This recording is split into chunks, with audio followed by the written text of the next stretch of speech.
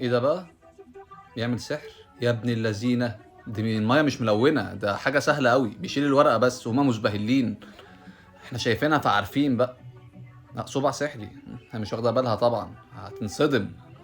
ده الرؤيه من الناحيه التانية مختلفه خالص، المظاهر خداعه. يا ابن اللذينه نصاب. في كوبايه شايفها، خلي بالك في كوبايه. في كوبايه موجوده انت ما شفتيهاش. هتعمل ايه؟ آه، طبيعي الكوبايه كان فيها ميه، ما تستغربيش، نصاب هو بيضحك عليكي. ده احنا اتخدعنا كتير قوي. ايه ده؟ ماشي، هيعمل ايه ده؟ الازازه دي هيعمل فيها ايه؟ مش فاهم. ايه ده؟ لا دي مش فاهمها بقى، يعني دي من ناحيته مش فاهمها، حد يفهمها لي دي. هتعملي تضحكي على امك يا بنت النصابه. طبعا مستغربه، بصوا امها عامله ازاي يا عيني، بنتك بتنصب عليك يا حاجه. اه ده الازاز، الكوبايتين مخرومين مفتوحين. طبعا هيختاروا كلهم دي، منطقي. ازبهلوا، انصدموا. اه يا نصابه. ده ايه ده يا جدعان؟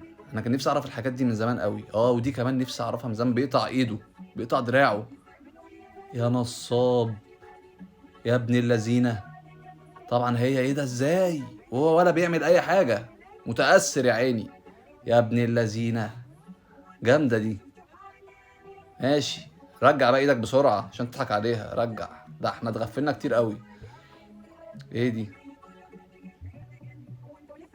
ايه ده؟ ما دخلهاش جوه ايده. وهي طبعا شبه العبيطه، شبه. طبعا احنا لو مكانها برضو هنصدق. ده احنا ضاع من عمرنا كتير قوي يا جدعان واحنا مخدوعين والله. المظاهر خداعة فعلا.